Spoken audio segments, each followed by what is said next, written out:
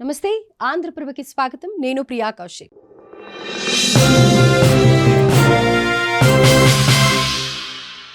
కలియుగ ప్రత్యక్ష దైవం తిరుమల శ్రీ వెంకటేశ్వర స్వామి వారిని కేంద్ర సహాయ మంత్రి బండి సంజయ్ దర్శించుకున్నారు. విఐపి విరామ సమయంలో శ్రీవారి సేవలో పాల్గొని మొక్కులు చెల్లించుకున్నారు. దర్శన అనంతరం ఆలయ రంగనాయకుల మండపంలో వేద పండితుల వేదాశీర్వచనం అందించగా ఆలయ అధికారులు శ్రీవారి తీర్థ ప్రసాదాలు అందజేసి పట్టు వస్త్రంతో సత్కరించారు. ఆలయం వెలుపల బండి సంజయ్ మాట్లాడుతూ తన పుట్టినరోజు సందర్భంగా స్వామివారిని దర్శించుకోవడం సంతోషంగా ఉందన్నారు. పురాతన దేవాలయాల అభివృద్ధికి టీటీడీ తోడ్పాటు అందించాలని కోరారు. అలాగే టీటీడీ విషయంలో ఓట్ బ్యాంక్ రాజకీయాలు చేయకూడదని హితవు పలికారు.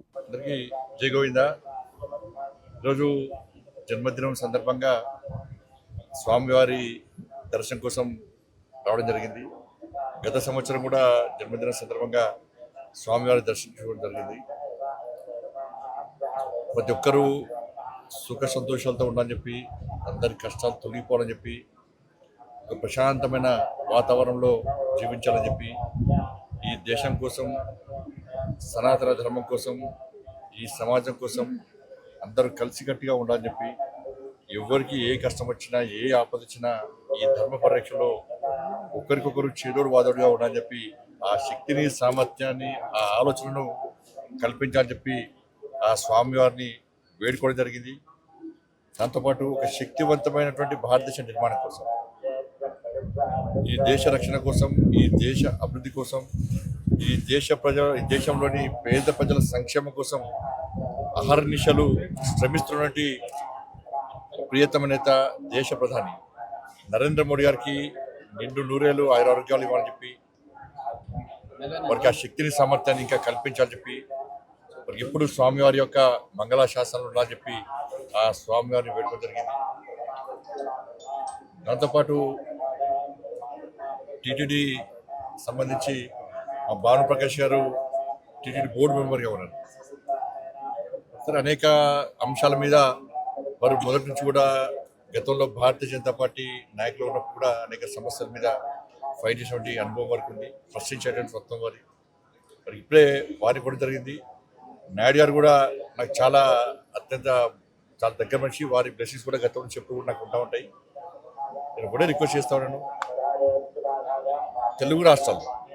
ఈ తెలుగు రాష్ట్రాల్లో కనీసం ధూపదీప నైవేద్యానికి నోచుకున్నటువంటి దేవాలయాలను కాపాడుకోవాల్సిన బాధ్యత టీటీడీ మీద ఉంది. దాంతోపాటు అనేక పురాతన దేవాలయాలు ఇవాళ తెలుగు రాష్ట్రాల్లో ఉన్నాయి. కనీసం అభివృద్ధి నడుచుకోవట్లేవు. భక్తుల మాత్రం చాలా పవర్ఫుల్ సెంటిమెంట్ టెంపుల్స్ అవన్నీ కూడా.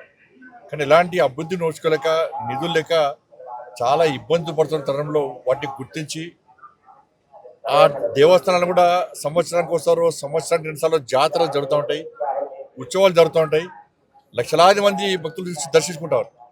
కానీ మిగతా సమయంలో కనీసం ఇక్కడ అభివృద్ధి కనీస సౌకర్యాలు లేక ఇబ్బంది పడుతున్నారు. కాబట్టి ఈ తెలుగు రాష్ట్రాల్లో ఉన్నటువంటి పురాతన దేవాలయాలకు నిధులు కేటాయించి వాటిని ఒక యుద్ధ ప్రాతిపదికన, ఒక ప్రణాళిక ప్రకారం అభివృద్ధి చేయాల్సిందిగా నేను వారికి విజ్ఞప్తి చేస్తాను.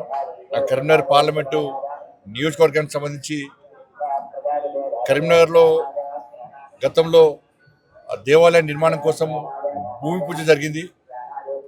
దాంతోపాటు అక్కడ దేవాలయాన్ని, కరీంనగర్ నగరంలో దేవాలయం నిర్మించడం, దాంతోపాటు కొండగట్టు, వేములవాడ, ఇల్లంతకుంట రామాలయం, ఈ 3 దేవస్థానాలు కూడా అభివృద్ధి కోసం నిధులు కేటాయించి సహకరించాలని చెప్పి టీటీడీ చైర్మన్ గారికి, అదేవిధంగా గౌరవ పాలకవర్గ సభ్యులందరూ కూడా మా భానుప్రకాష్ రెడ్డి గారి ద్వారా నేను విజ్ఞప్తి చేస్తున్నాను.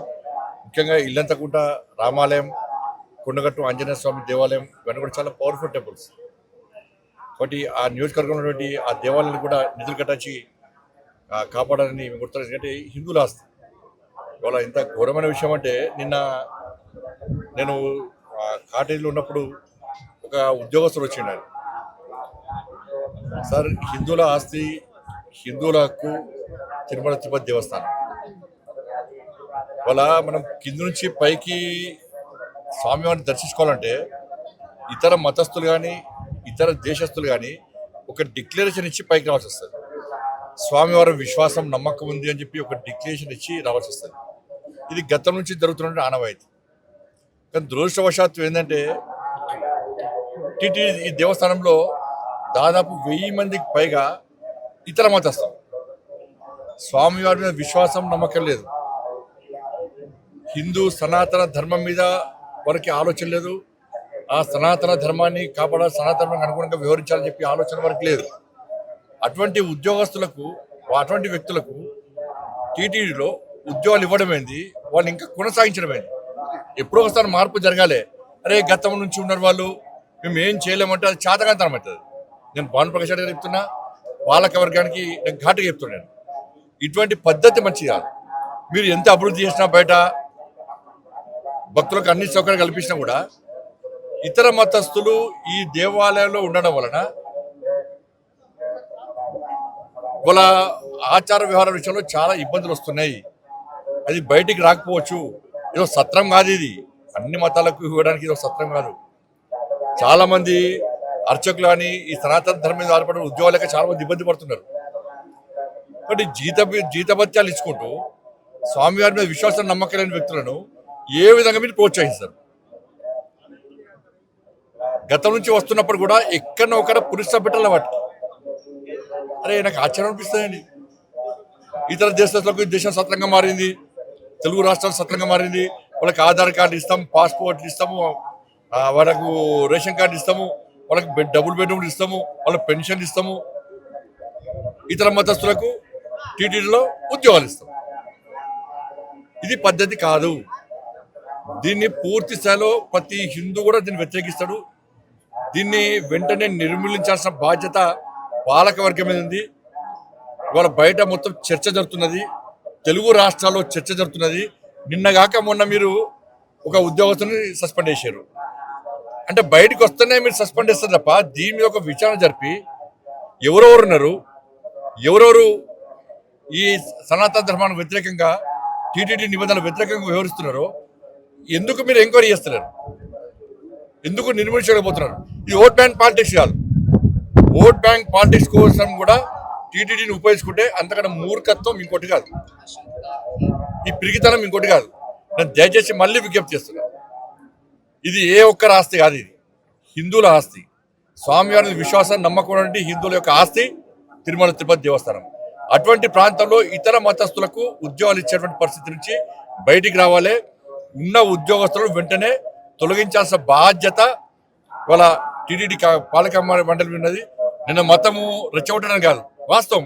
ఒక మసీద్కి వచ్చి చర్చి పోయి ఒక నామం పెట్టుకొని నేను పోతే నాకు ఉద్యోగం ఇస్తారా? నాకు రాణిస్తారా నేను? అరే మసీదులో చర్చిలో మాత్రం ఇతర హిందువులకు అవకాశాలు ఉన్నాయి. ఇదే సత్రం అయిదమన్నా ఇక్కడికి వస్తున్నాయా పైసలు ఆస్తి అంతా కూడా? ఎవరు ఆలోచన ఇది?